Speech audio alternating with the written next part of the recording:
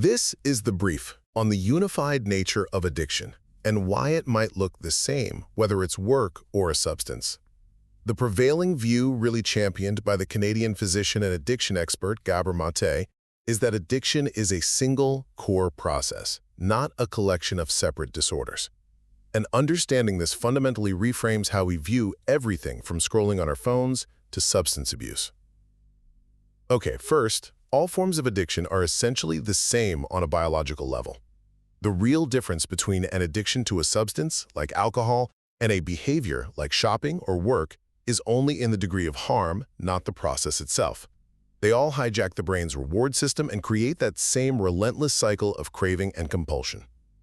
Second, the true differentiator between a healthy passion and a destructive addiction is control. So you have to ask, who's driving, you or the behavior? See, a passion is manageable. If a pursuit starts to cause you distress, you can pull back. Addiction, on the other hand, is a compulsive behavior that just keeps going despite all the negative consequences. And finally, addiction is primarily a response to internal distress, not some moral failing. Mate views it as a desperate attempt to solve a problem, usually stemming from early life stress or trauma. Research like the famous rat park experiment showed that when you take away the environmental stress and isolation, the pull of the substance largely disappears. Recognizing addiction as a universal coping mechanism rooted in internal pain shifts the focus from judging the behavior to addressing the underlying human need.